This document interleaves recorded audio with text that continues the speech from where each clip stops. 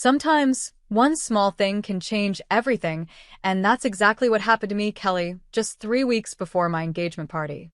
I'm 30 and was thrilled about marrying Michael, my boyfriend of 5 years. We had been planning this party for months, and everything was going perfectly. But then, out of nowhere, my mom called. "Kelly, cancel the engagement party," she demanded over the phone.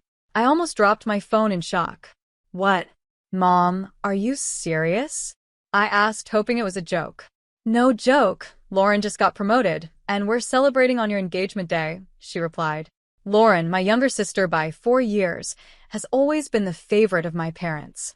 But this was a whole new level of craziness. "Mom, come on. I've been planning this for so long. I'm not canceling just because Lauren got a promotion at work," I said, trying to stay calm. "Don't be selfish, Kelly. This is a big deal for your sister. Same guests, different party, just reschedule," she insisted. I felt my anger rising. "No way, Mom. This is my engagement we're talking about. I'm not canceling. End of story," I said firmly. She started yelling, her voice so high it hurt my ears. I didn't even bother to listen. I just hung up the phone. As I sat there, staring at my phone, memories from my childhood came rushing back. It was always like this: Lauren first, me second. I remembered my 18th birthday, which my parents had totally forgotten until Grandma called to wish me a happy birthday. They quickly threw together a sad celebration with a grocery store cake and a gift card. It was pathetic, especially compared to the big 5-day party they had thrown for Lauren's 15th, just a few months earlier. That's when Michael walked in. He took one look at my face and knew something was wrong. "Kelly, what's going on?" he asked, sitting down beside me. I told Michael everything: the call from my mom, her demands, and all the memories that came flooding back. He listened, and I could see him getting more upset with every word. "That's ridiculous," he said when I finished. "We're not canceling anything." I nodded, feeling so grateful for his support. "I know, but why can't they ever put me first just once?" I asked, feeling the frustration build. "Because they're clueless," Michael said firmly. "But I put you first, always." I looked up at him and managed a small smile. "I know. That's why I'm marrying you, silly." We spent the rest of the night going over our plans, making sure everything was perfect. As I drifted off to sleep, I tried to push thoughts of my family out of my mind. This was my time, my moment, and I wasn't going to let them ruin it. The next morning, I woke up determined to forget about my mom's crazy call and focus on the party. I had a million things to do: send invites, sort out decorations, you name it. Then my phone buzzed. It was my cousin Julie. "Hey Kelly, everything okay with you and Michael? Heard you guys split up," she texted. I stared at my phone, totally confused. Where did she get that idea? I quickly typed back, "What? No way, we're fine." "Who told you that?" Julie's reply came quickly. "Weird. Aunt Olivia said your mom told her the engagement was off." My stomach dropped like a stone. I called Julie right away. "What's going on?" I asked as soon as she picked up. "I don't know, Kelly. Aunt Olivia called last night and said your mom told her you and Michael had this huge fight and called everything off. She said we should all go to Lauren's promotion party instead." It felt like I'd been punched in the gut. "Julie, that's all lies. We're still engaged and the party's still on. Mom wanted me to cancel for Lauren's thing, but I said no way." There was a pause. "Oh no, Kelly, I'm so sorry. I had no idea." I spent the next hour on the phone with Julie, trying to figure out what happened. Turns out, my mom had gone behind my back and called every single relative on the guest list, spinning a wild story about Michael and me breaking up and redirecting them all to Lauren's promotion party. I took a deep breath, trying to calm down. "I'm going to fix this mess. Can you help spread the word that the engagement is still on?" I asked. "Of course," Julie replied without hesitation. "I'll start calling people right now." After hanging up, I just sat on my couch, trying to wrap my head around it all. My own mother had tried to sabotage my engagement party. It was almost too crazy to believe. Michael found me there an hour later when he got home from work. One look at my face, and he knew something was wrong. I told Michael everything about Mom's calls, the lies, and how she redirected everyone to Lauren's party. With each word, I could see the anger growing in his eyes. "That's it. he said when I finished. We're cutting them off, all of them. Your parents, Lauren, the whole bunch. I knew he was right, but the idea of cutting off my family scared me. Even though they treated me poorly, they were still my family. Let's focus on fixing this first, I said. We need to let everyone know the engagement is still on. Michael nodded, determined. Okay, where do we start? We spent the rest of the night doing damage control, sending emails, making calls, and posting on social media. I wrote a long message explaining everything and sent it to everyone on our guest list.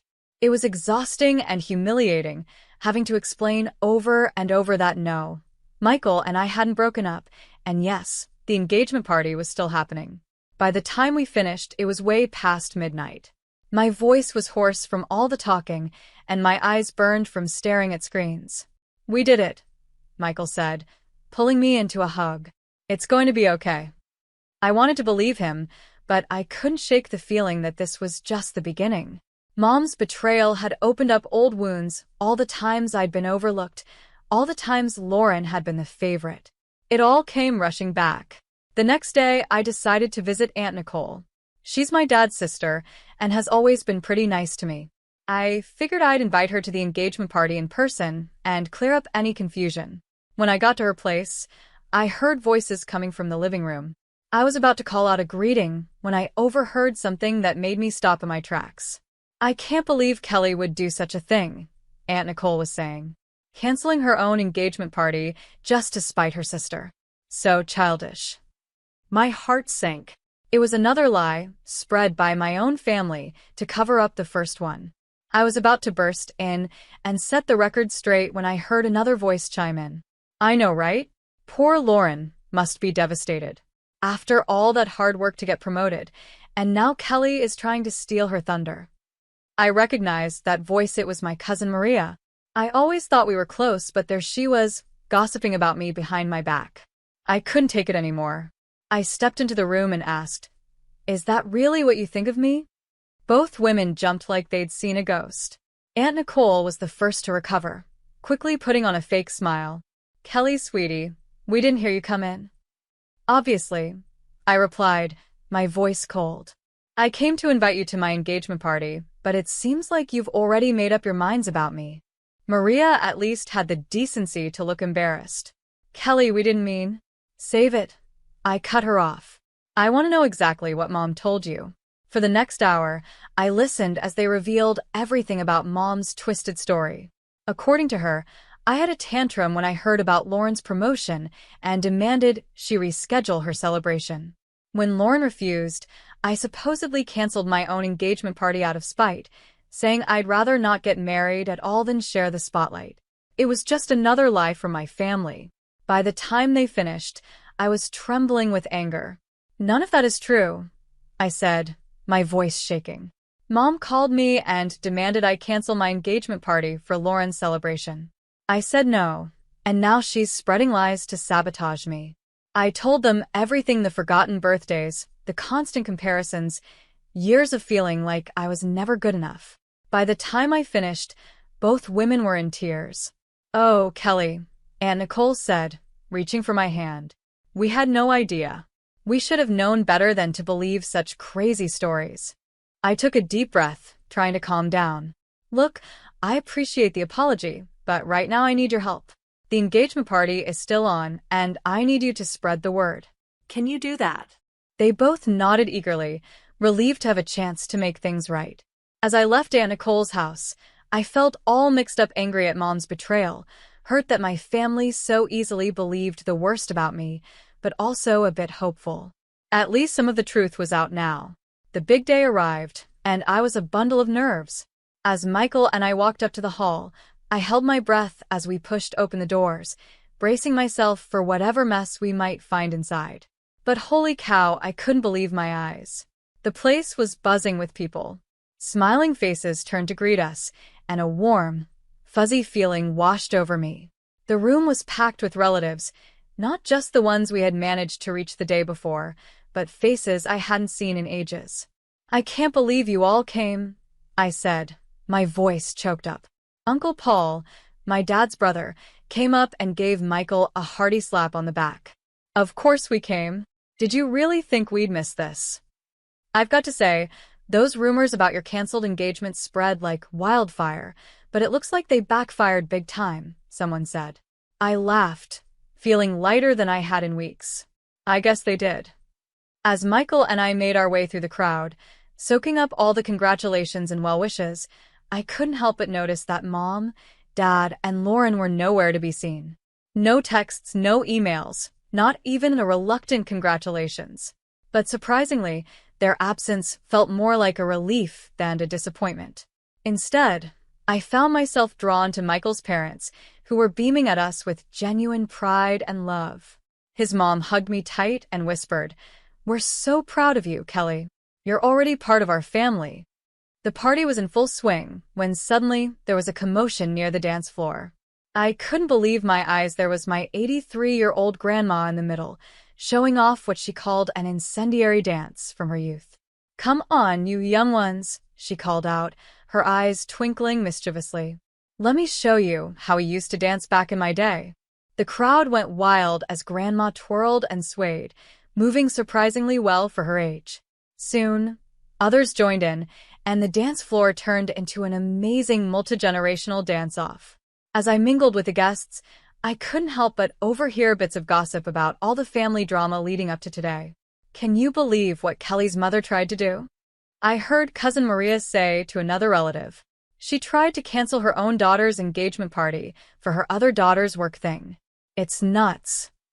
"I know," the other voice replied. "Poor Kelly has always gotten the short end of the stick in that family. I'm glad she's finally standing up for herself." Instead of feeling embarrassed or upset by these conversations, I felt validated. For once, my relatives were seeing the truth about my family dynamics, and they were on my side. As the night went on, I found myself feeling truly happy and celebrated maybe for the first time ever. The absence of my immediate family, which I had been so worried about, instead felt like a huge weight had been lifted off my shoulders. The day after our amazing engagement party, Michael and I were relaxing on the couch, reliving the awesome moments from the night before when my phone rang. My stomach flipped when I saw it was Mom calling. Against my better judgment, I answered the call. "Hello. You ungrateful, nasty girl." Mom's voice screeched through the phone. "How dare you?" I held the phone away from my ear, her angry rant loud even from a distance. Michael looked at me, concerned, but I shook my head, signaling that I'd handle it. "Mom, what?" "Don't you mom me," she cut me off. "You've humiliated your sister. Only 5 people showed up to her party and they were just those nosy old aunts who'd go to anything." I took a deep breath, trying to stay calm. "I'm sorry you're disappointed, but..." "Disappointed?" "Lauren is crushed. She cried all night. This was supposed to be her moment, and you ruined it with your selfishness." I felt my patience slipping. "Mom, I've been planning my engagement party for months. Lauren's promotion party was a last-minute thing, and she knew it clashed with my engagement. That's no excuse. Family comes first, Kelly, but clearly you don't understand that." Before I could respond, she hung up on me. Immediately after the call, my phone buzzed with a text from Lauren. "Hope you're happy. You've ruined everything. I'll make you pay for this humiliation." I showed the message to Michael, who frowned. She can't be serious. The next 3 weeks were quiet, and I started to think maybe the storm had passed. But then, one afternoon, there was an unexpected knock at our door. I opened it to find Michael's parents standing there, looking worried. "Mr. and Mrs. Adam, what a surprise. Is everything okay?" I asked. They exchanged a glance before Mrs. Adams spoke. "Kelly, dear, can we come in? We need to talk to you about something." My heart sank as I led them to the living room. Once we were all seated, Mr. Adam cleared his throat. "Kelly, we've heard some troubling rumors. There's been talk that you've been cheating on Michael." I felt like I'd been slapped. "What?" "That's ridiculous. I would never." "We know, dear," Mrs. Adam interrupted gently. "We've known you for years. We don't believe it for a second." Relief washed over me, quickly followed by anger as I realized where these rumors likely came from. "It's my sister," I said, my voice shaking a bit. She threatened to get back at me for ruining her promotion party. She must be spreading these lies. Mr. Adam nodded grimly. We figured as much. We wanted to come to you directly rather than let these rumors spread. As they left, they promised to help squash any rumors they heard. I felt all mixed up inside. I was touched by the Adams' support and trust in me, but I was also furious at Lauren. How could she sink so low? A few days after the drama with Michael's parents, I got a call from Grandma. Her voice, usually so cheery, sounded worried. Kelly, sweetie, she started, I've heard about all this mess with your parents and Lauren. Don't you think it's time to bury the hatchet? I sighed, feeling the weight of her expectations. Grandma, it's not that easy. They've really hurt me. I know, honey, but they're family. Surely there's a way to patch things up. I could hear the plea in her voice, and it tugged at my heartstrings. Grandma had always been there for me, even when the rest of my family wasn't. I hated disappointing her. What do you think I should do? I asked, already dreading the answer. Why don't you try reaching out? Make a peace offering. Show them you're willing to mend fences. I closed my eyes, torn between my love for Grandma and my need to protect myself. After a long moment, I sighed. Okay, Grandma, I'll try for you. That evening, I stood on my parents' doorstep, heart pounding. As soon as I stepped inside, I knew this wasn't going to go well. Lauren was there, her face full of anger. So, she spat, you think you can just waltz in here and throw me a pity party? That's not what I started, but she cut me off. I don't need your handouts, Kelly. Do you think that makes up for what you did? I should have had my party on your day, then people would have actually shown up. I stared at her, shocked by the bitterness in her voice. Lauren, I'm trying to make things right. Make things right, she screeched. You ruined everything. As usual, it's all about you. I looked to my parents, hoping for some support, but they just stood there, nodding along with Lauren. She's right, Kelly, Mom said. You've always been so selfish. I felt something snap inside me. Without a word, I turned and walked out, ignoring their calls behind me. Later, I visited my grandma again. She greeted me with a hopeful smile.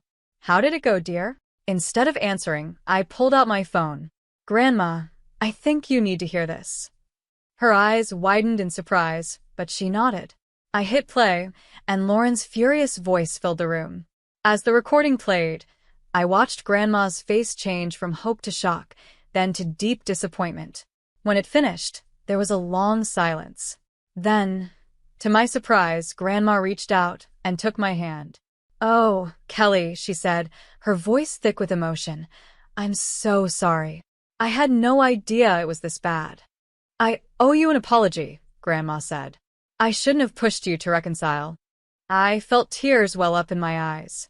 It's okay, Grandma. You didn't know. She shook her head. No, it's not okay. I should have believed you from the start. I just wanted so badly for our family to be whole. We sat in silence for a while, both thinking about what had happened. Finally, Grandma spoke again. Kelly, dear, I want you to know something. Family isn't just about blood. It's about love, respect, and support. And from what I've seen and heard, Michael and his family give you that. Don't let anyone make you feel guilty for choosing your own happiness. The morning after my heart-to-heart with Grandma, I woke up to my phone buzzing like crazy. It was a flood of angry texts from my parents. My heart sank as I read them, realizing Grandma must have told them about the recording. How dare you record our private conversations? Mom's message screamed. You're nothing but a sneaky, ungrateful snitch. Dad's message was just as bad. I can't believe you'd stoop so low as to secretly record us and then play it for your grandmother. You've betrayed this family for the last time. I felt like I'd been punched in the gut. Even with proof of their behavior, they still managed to make me the bad guy. This was the last straw. I was done with my toxic family. In the weeks that followed, I tried to focus on work and my life with Michael, but Lauren had other plans. Her spitefulness went into overdrive as she started harassing me. It began with whispers at work. Colleagues would go silent when I walked into a room, only to start whispering again as soon as I left. I soon found out Lauren had been spreading nasty rumors about me, from calling me incompetent to telling outright lies about my personal life. Then came the anonymous messages on social media. Hateful comments popped up on my posts, each one nastier than the last. I couldn't prove it was Lauren, but the tone and content left little doubt in my mind. But Lauren's cruelty reached a new low when she tried to contact Michael. One evening, he came home looking troubled. "Kelly, I got a weird call today," he said. "It was Lauren. She tried to tell me you were cheating on me." I felt the blood drain from my face. What? "Michael, you know that's not true." He quickly reassured me. "Of course, I know that." I shut her down right away. "But Kelly, this is getting out of hand." I nodded, feeling a mix of anger and exhaustion. "I know. I just don't know how to make it stop." I didn't have to do much. Lauren's obsession with revenge started to backfire on her. She became so focused on trying to make my life miserable that her work began to suffer. She spent more and more time plotting against me, and her coworkers noticed. They saw her constantly whispering and spending long stretches on her phone instead of doing her job. It wasn't long before her bosses noticed too. I heard through the office grapevine that Lauren received an official warning for her poor performance. But even that didn't seem to slow her down. Then, about a month into her harassment campaign, the news broke Lauren had been demoted. The irony was clear to everyone.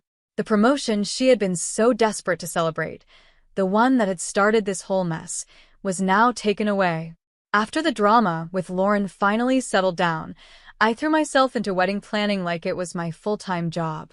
We finally picked a beautiful outdoor venue, a fairy tale garden with a charming gazebo where we'd say our I dos.